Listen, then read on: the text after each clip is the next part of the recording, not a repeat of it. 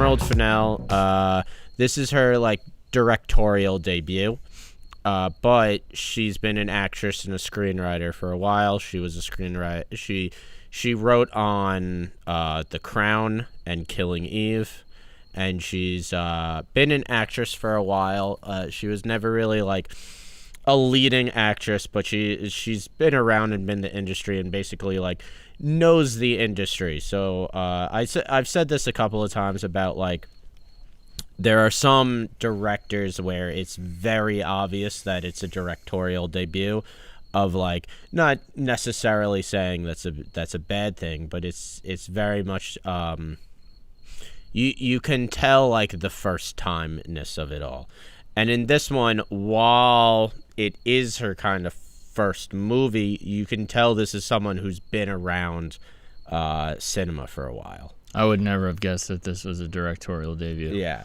Like, I remember you saying, like, about Liz Garbus with Lost Girls, that it was very obvious that you could tell she was coming from documentaries because some of the shots, I mean, you would know better than me, but the fact that you're telling me that, like, that's the only reason I would know. I never would have guessed it. Yeah, well, and she was also nominated for Best Director. And it was the first time that two women were nominated for Best Director at the same time, because Emerald Fennell was nominated for this, and then Chloe Zhao was nominated for Nomadland, and that ended up and she ended up winning for that.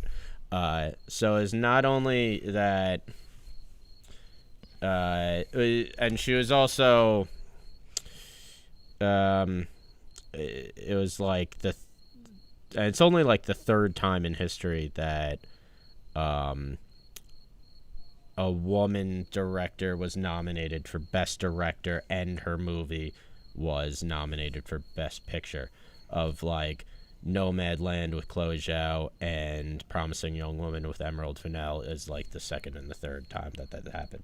So this was up for Best Picture? This was up for Best Picture. And Carey Mulligan was up for Best Actress. And Emerald Fennell was up for Best Director. And they didn't win any of them, but I mean, I still think it's well deserved because I like this movie. I think that this movie like particularly has such an interesting style to it. I said this in my breakdown, and Emerald Fennell has said this in interviews, of that she wanted to kind of make like the most feminine movie possible, where like it's very clear that this was a movie for women by a woman, and you kind of get that in a lot of the production design of from the beginning. Like, this film has a lot of light pinks, a lot of light colors, a lot of neon, and the soundtrack is very like it's disco pop, and it's songs that are mostly marketed towards women. There's a lot of Britney Spears in the soundtrack. There's a Paris Hilton song in the soundtrack. Which I had forgotten that Paris Hilton even like attempted to be a pop star at one point. I know. I forgot about that too. And I thought it was like kind of hilarious that they have a Paris Hilton song. Shout out to the homie Bo Burnham. Shout out to Bo Burnham. And also killing the game. Killing the game. For obvious reasons. Inside. Yeah, well, you watched Inside, of like, it does kind of perfectly like capture how everybody felt in those couple of months in quarantine. Of it was you on steroids. But you had this like anxiety of like, you're watching the finished product of his special, and a lot of the special is him just having anxiety about like not having the special done yet.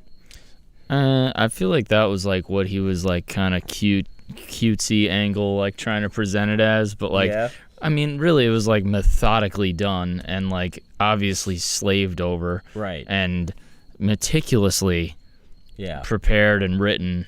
You know, I'm not knocking anything about it. I thought it was like literally a fucking masterpiece. Like but the whole I'm not saying there isn't an element of that wasn't real. Yeah. I'm just saying, like, you know, it's obviously way more than just like, oh my God, I'm freaking out. Like, it's like, dude, no, that's a perfect song. Well, I thought that the idea behind that was kind of like this anxiety of like the world's kind of falling apart, but you still feel like you have to be productive.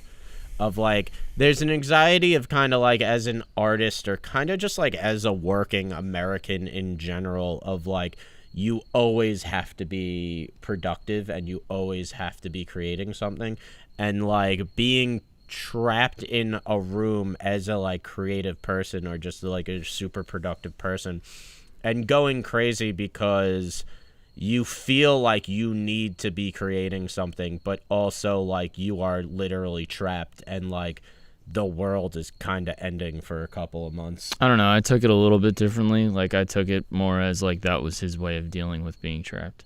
Well, I also felt like that was, yeah, I mean, I felt like it was definitely partially that too.